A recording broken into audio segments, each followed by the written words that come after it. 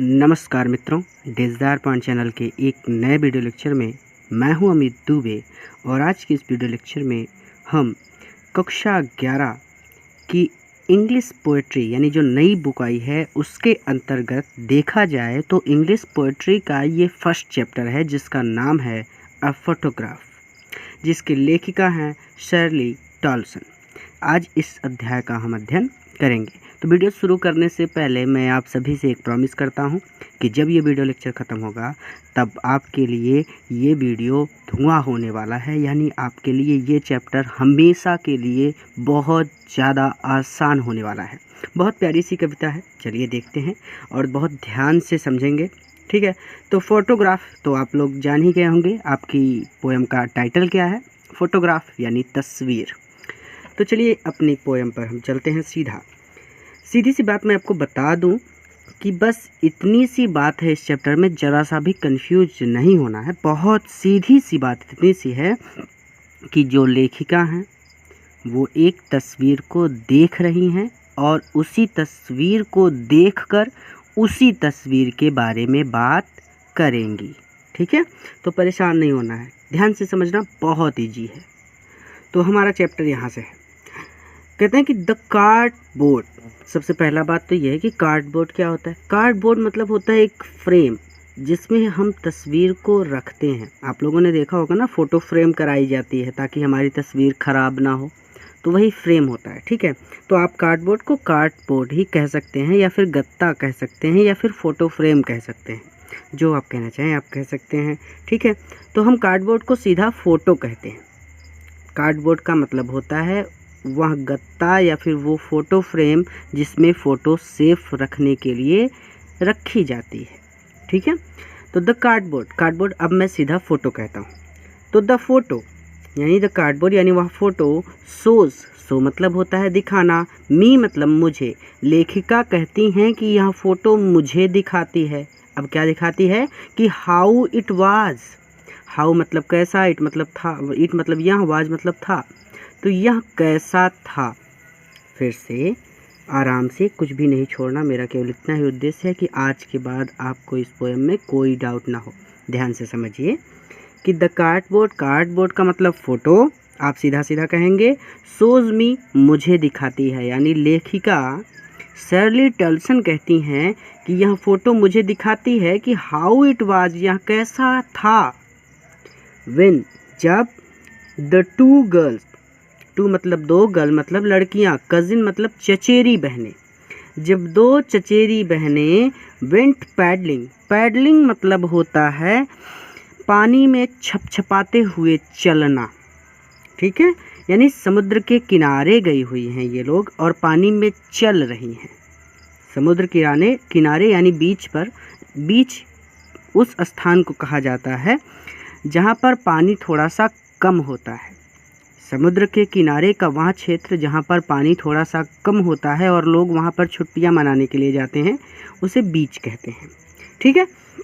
फिर से कि when the two girl cousin यानी दो चचेरी बहनें जब वेंट पैडलिंग पानी में छपछपाते हुए चलती थी, ठीक है। तो जब दो चचेरी बहनें पानी में छपछपाती हुई चलती थी, हाउ इट वाज, यह कैसा हुआ करता था। और ये कौन बताता है, द कार्डबोर्ड शोज़ मी। आराम से कि द कार्डबोर्ड शोज़ मी, तस्वीर या फिर फ़ोटो मुझे दिखाती है, हाउ इट वाज कि यह कैसा था। When the two girl cousin जब दो चचेरी बहनें वेंट पैडलिंग पानी में छपछपाती हुई चलती हैं, ठीक है। यानी सीधी सीधी बात यहाँ पे ये कही गई है कि वो लोग छुट्टियाँ मनाने के लिए बीच पर गए हुए थे और पानी में चल रहे थे, ठीक है। आगे चलते हैं। तो यहाँ तक कोई दिक्कत नहीं होनी चाहिए, आगे चलते हैं, ठीक है।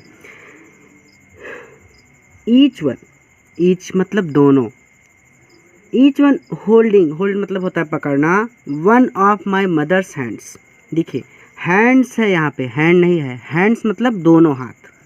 तो ध्यान से समझिए, ईच वन यानी उन दोनों ने, होल्डिंग पकड़ा हुआ है, one of my mother's hands मेरे माँ के दोनों हाथों को।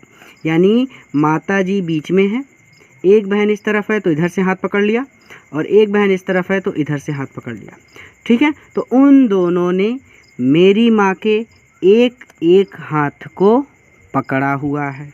आसान है कि each one holding one of my mother's hands, तो ईच वन मतलब प्रत्येक ने, होल्डिंग पकड़ा हुआ है, my one of my mother's hands मेरी माँ के एक एक हाथ को, यानी उन दोनों ने मेरी माँ के एक एक हाथ को पकड़ा हुआ है। एंड सी, और वह, द बिग गर्ल, वह बड़ी लड़की, ये बड़ी लड़की कौन है? लेखिका की माता जी।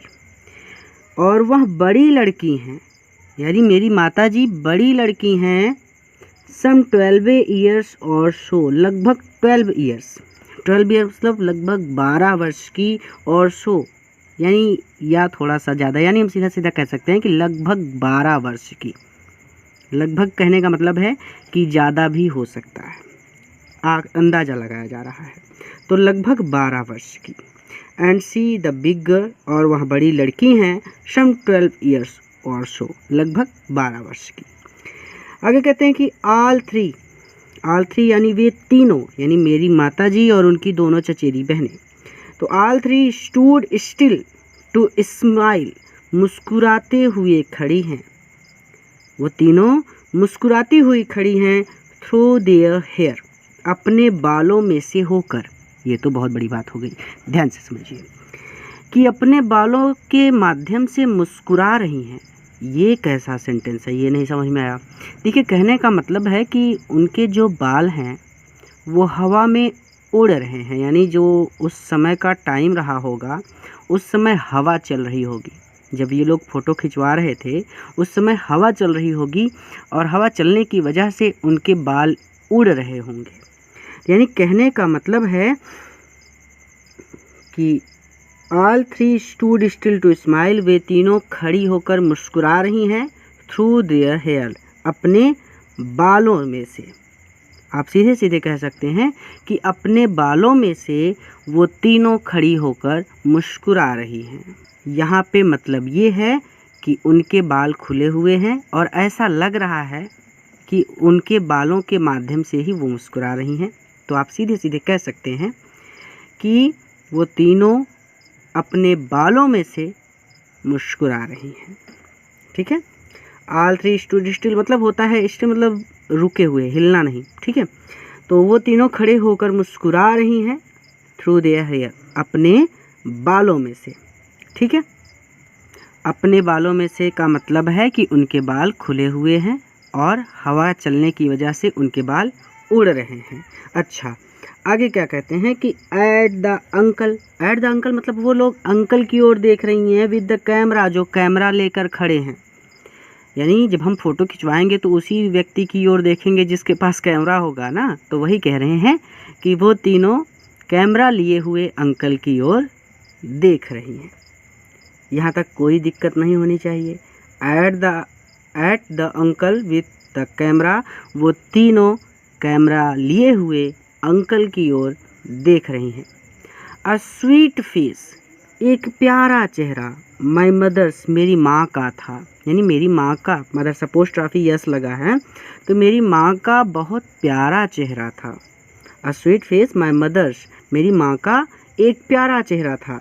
That was before I was born, तो आई वाज बर्न मेरे पैदा होने से बिफोर, पहले, तो that was before I was born, तो मेरे जन्म लेने से पहले, यानी जब मैं जन्मा नहीं था, लेखिका है, यानी जब मैं जन्मी नहीं थी, यानी जब मैं पैदा नहीं हुई थी, तो a sweet face my mother's, मेरी माँ का एक प्यारा चेहरा था, ठीक है। तो कोई डाउट नहीं होना चाहिए। एंड द सी, इस लाइन को ध्यान से समझिएगा नहीं तो कंफ्यूज हो जाएंगे। एंड द सी, और समुद्र, विच अपीयर्स मतलब होता है प्रतीत होना, टू हैव चेंज्ड, चेंज मतलब होता है बदलना, लेस मतलब कम, which appears to have change less, changed है। तो एंड द सी, और समुद्र, which appears to have changed less, जो कम बदला हुआ प्रतीत होता है। समुद्र तो कभी नहीं बदलेगा ना, समुद्र जैसा है वो तो वैसा ही रहेगा। हम लोग बदल जाते हैं। मतलब हम लोग बूढ़े होंगे, जवान होंगे, बच्चे रहते हैं, फिर बड़े होते हैं ना, तो हम धीरे धीरे बदलते रहते हैं। यानी हमारा बचपन में चेहरा कुछ ही और था, अभी कुछ और है, थोड़ी सी और अवस्था होने पर कुछ और होगा, झुर्रियाँ वगैरह आ जाएंगी। तो ये सारी चीज़ें हैं, तो हम लोग बदल जाते हैं। लेकिन समुद्र जैसा है वो तो वैसा ही रहेगा। अब ऐसा तो है नहीं कि समुद्र आगरा में है तो वो घूमते घूमते चला जाए दिल्ली और बदल जाए, मेकअप वगैरह करा ले अपना, ऐसा तो हो नहीं सकता ना। तो समुद्र नहीं बदलता। ऐसा तो है नहीं कि वो मेकअप करा लेगा, ब्यूटी पार्लर चला जाएगा तो अच्छा हो जाएगा, ऐसा नहीं हो सकता उसके साथ। बात सीधी सीधी इतनी है कि एंड द सी, और जो समुद्र है, विच अपीयर्स, वो प्रतीत होता है, टू हैव चेंजलेस, यानी वो अपरिवर्तनशील है, ऐसे भी कह सकते हैं। लेकिन आप ऐसा कहिए कि जो कम बदला हुआ प्रतीत होता है, जो बहुत कम बदला है।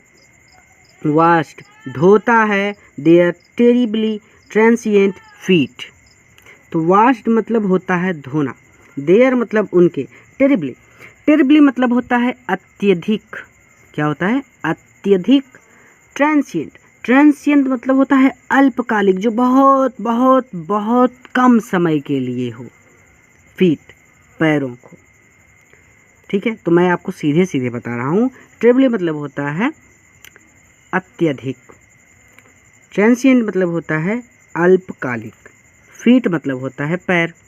तो आप इसे ऐसे कह सकते हैं कि जो माता जी हैं, यहाँ पे लेखिका क्या कहना चाहती है, पहले उनकी बात को समझिए, फिर मैं आपको इसे सीधे तरीके से बताता हूँ।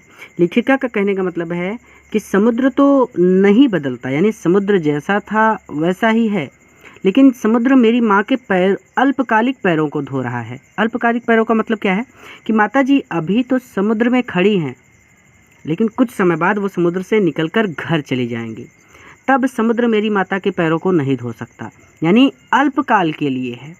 जब तक वो समुद्र में खड़ी हैं तभी तक उनके पैरों को धो सकता है, उसके बाद समुद्र उनके पैरों को तो धो नहीं सकता। ऐसा तो होगा नहीं कि समुद्र भी उनके साथ उनके घर चला जाए कि चलिए मैं आपके पैर वहाँ पे धो दूंगा, नहीं।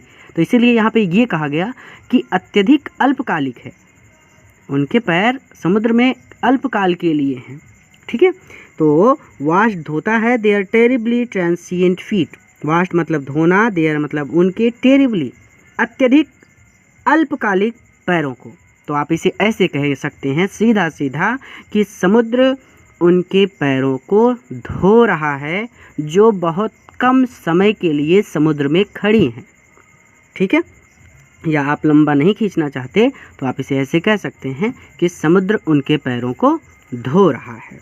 आसान सी बात थी, एक बार फिर से देख लीजिए। एंड द सी, और समुद्र, which appears to have changeless, जो बहुत कम परिवर्तित होता है, यानी जो बहुत कम बदला हुआ प्रतीत होता है। Wash their terribly transient feet, उनके पैरों को धोता है। सीधे सीधे याद कर सकते हैं आप। आगे चलते हैं, आगे चलेंगे कि सम 20-30 ईयर्स लेटर, सम लगभग 20 मतलब 20-30 ईयर्स लेटर, साल बाद। अब ये स्थिति तब है जब लेखिका की माता स्वयं उस तस्वीर को देख रही हैं। अभी तक लेखिका उस तस्वीर को देख रही थी, लेकिन अब लेखिका की माता उस तस्वीर को देख रही हैं। तो सम 20-30 ईयर्स लेटर, लगभग 20-30 वर्ष बाद, she would laugh at the snapshot. She would laugh मतलब होता है हंसना, एट द स्नैपशॉट मतलब उस तस्वीर को देखकर वो हंसती हैं। लगभग 20-30 वर्ष बाद मेरी माता जी उस तस्वीर को देखकर हंसती हैं। सी, देखो, बेटी उनकी चचेरी बहन का नाम है। देखो बेटी, चचेरी बहन का नाम है, उनकी बेटी का नाम बेटी नहीं है, बेटी का नाम तो शर्ली टॉल्सन है जो आपकी लेखिका हैं। तो कहती हैं कि सम 20-30 ईयर्स लेटर, लगभग 20 या 30 वर्ष बाद, she would laugh at the snapshot, वो उस तस्वीर को देखकर हंसती हैं और कहते हैं कि सी बेटी, देखो बेटी, एंड डॉली, यानी बेटी और डॉली, उनकी दोनों चचेरी बहनों का नाम, एक का नाम बेटी था, एक का नाम डॉली था। तो देखो बेटी और डॉली, शुड से, वो कहती हैं, एंड लुक, और देखो, हाउ दे ड्रेस्ड, वो कैसे कपड़े पहनती थी, यानी हम लोग कैसे कपड़े पहनते थे, फॉर द बीच, बीच पर जाने के लिए, यानी समुद्र किनारे जाने के लिए देखो हम कैसे कपड़े पहना करते थे। शी वुड से, वो कहती हैं, एंड लुक और देखो how they dressed us for the beach, कि हम लोग समुद्र किनारे या फिर बीच पर जाने के लिए कैसे कपड़े पहनते थे। ठीक है, कहते हैं आगे कि the sea holiday, C holiday यानी समुद्र किनारे की छुट्टियाँ, सी हॉलीडे यानी समुद्र किनारे की छुट्टियाँ was her past, her past उनका अतीत था, यानी वो बचपन में समुद्र किनारे छुट्टियाँ मनाने जाती थी, यानी ये उनका पास्ट हो गया था। तो कहती हैं कि the sea holiday was her past, उनका अतीत था, ये उनके अतीत की बात थी, उनके पास्ट की बात थी, यानी अब ये उनका पास्ट बन गया था। ठीक है, जैसे आपके लिए पहले आपके माता पिता आपको गोदी में लेकर खिलाया करते थे, पहले आप लोग खाने के लिए जिद किया करते थे तो डांट भी पड़ती थी, तो उस तरह से ये सारी चीज़ें जब आपके साथ हुआ करती थी, ये चीज़ अभी आपके लिए पास्ट बन चुका है। ठीक है, क्योंकि अब आप बड़े हो गए हैं। उसी तरह से माता जी भी लगभग 20-30 साल बाद अब थोड़ी सी वृद्ध हो गई थी, इसीलिए ये चीज़ the sea holiday was her past उनका पास्ट बन गया था, यानी समुद्र किनारे बिताई गई छुट्टियां उनका अतीत थी। माइन और मेरे लिए इज़ हर लाफ्टर, उनका मुस्कुराना अतीत बन गया था, यानी अब इस समय लेखिका की माता जी की मृत्यु हो चुकी है, यानी जब वो इस कविता को लिख रही हैं तब की बात है। ठीक है, कि माइन इज़ हर लाफ्टर और मेरे लिए उनका मुस्कुराना अतीत बन गया है, यानी अतीत की बात है, पास्ट की बात है, अब मैं उन्हें मुस्कुराते हुए नहीं देख सकती। ठीक, अगली जो लाइन है उसे थोड़ा सा ध्यान से समझिए। देखिए, both wry with the laboured ease of loss, इस लाइन को समझने के लिए ज़रूरी है कि आप इसे पहले समझ लें। देखिए, सीधी सी बात यहाँ पर इस ऊपर वाली पंक्ति में ये कही गई कि the sea holiday was her past, ये जो सी हॉलीडे वो मनाती थी, यानी जो छुट्टियों पर समुद्र के किनारे जाती थी, ये उनका पास्ट था, क्योंकि अब उनकी उम्र बहुत ज़्यादा हो गई है और अब वो समुद्र किनारे छुट्टियां बिताने नहीं जाती। ठीक है, तो ये लेखिका की माताजी का पास्ट था जब वो समुद्र किनारे छुट्टियां बिताने जाती थी। इतना समझ में आया। दूसरा, माइन, अब देखिए जब लेखिका इस पोयम को लिख रही थी तो उस समय उनकी माताजी की डेथ हो चुकी थी, तो इसलिए लेखिका ये दूसरी लाइन कहती है कि माइन यानी मेरा पास्ट जो है, मेरा अतीत जो है, इज हर लाफ्टर, उनको मुस्कुराते हुए देखना है। यहाँ तक समझ में आया? यानी सीधी सी बात इतनी है कि माइन इज़ हर लाफ्टर, यानी लेखिका की माताजी की मृत्यु हो गई है, तो इसलिए लेखिका कहती हैं कि मेरे लिए, यानी मेरा जो अतीत है वो ये है कि मैं अपनी माँ को मुस्कुराते हुए नहीं देख सकती अब। और माँ का जो पास्ट है, यानी the sea holiday was her past, माँ का पास्ट ये था कि वो समुद्र किनारे छुट्टियाँ बिताने नहीं जा सकती थी। कंफ्यूज हो रहे होंगे आप लोग। सीधी सी बात है कि जब माता जी तस्वीर देख रही थी तब उनकी उम्र बहुत ज़्यादा हो चुकी थी, इसलिए वो समुद्र किनारे छुट्टियाँ बिताने नहीं जा सकती थी और ये उनका पास्ट था। और जब लेखिका इस पोयम को लिख रही थी तब लेखिका की माताजी की मृत्यु हो चुकी थी और इसीलिए लेखिका अपनी माता को मुस्कुराते हुए नहीं देख सकती थी, जो कि लेखिका का पास्ट था। ठीक है, ये सीधी सी बात थी। बोथ व्राई, व्राई व्राई मतलब होता है निराश। पहले एक एक बात को समझिएगा क्योंकि यहाँ पे बहुत बच्चे कंफ्यूज होते हैं। तो व्राई का मतलब होता है निराश। विद द लेबर्ड, लेबर्ड का मतलब होता है परिश्रम से किया हुआ। ईज ऑफ लॉस, ईज का मतलब होता है सुविधा या आराम भी कह सकते हैं। ईज ऑफ लॉस, लॉस मतलब होता है नुकसान। बात को समझिए ध्यान से कि बोथ व्राई, बोथ मतलब दोनों ही व्राई दुखी हैं, यानी हम दोनों दुखी हैं। माता जी उस तस्वीर को देखकर दुखी होती हैं क्योंकि वो छुट्टियां मनाने समुद्र किनारे नहीं जा सकती, और मैं माता जी को मुस्कुराते हुए नहीं देख सकती, इसलिए मैं दुखी हूँ। तो हम दोनों दुखी हैं या निराश हैं। With the laboured ease of loss, ये जो नुकसान हुआ है इस नुकसान से हम दोनों निराश हैं। अगर आप बातों को इसकी मीनिंग से निकालने जाएंगे अर्थ, तो आप कंफ्यूज हो जाएंगे। मैंने मीनिंग आपको अलग से बता दिया। लेबर का मतलब होता है परिश्रम से किया हुआ और ईज का मतलब होता है सुविधा। ठीक है, तो आप सीधे सीधे इसे कहेंगे कि ये जो लॉस हुआ है, जो नुकसान हुआ है, विद द लॉस, इस लॉस से बोथ व्राई, हम दोनों दुखी हैं क्योंकि माता जी छुट्टियां मनाने समुद्र किनारे नहीं जा सकती, इसलिए वो दुखी हैं और मैं उन्हें और अधिक मुस्कुराते हुए नहीं देख सकती, इसलिए मैं दुखी हूँ। सीधी सी बात थी, आसान था। कुछ भी नहीं है। Both wry with the laboured ease of loss. आप सीधे इस लाइन को सीधा ऐसे बोल देंगे आप कि इस नुकसान से हम दोनों ही, यानी मैं और मेरी माता जी, हम दोनों ही निराश हैं, दुखी हैं। आसान है, आगे चलते हैं। थर्ड पैसेज ख़त्म इसके बाद। नाउ अब शी इज़ बीन डेड, वो मर चुकी हैं। कौन मर चुकी हैं? लेखिका की माता जी। ठीक है, तो कहती है कि she is been dead, now she is been dead, अब वो मर चुकी हैं। नियरली, लगभग एज मैनी ईयर्स, उतने ही वर्ष हो गए हैं, एज दैट गर्ल लिव्ड, जितना वर्ष वो लड़की जीवित थी।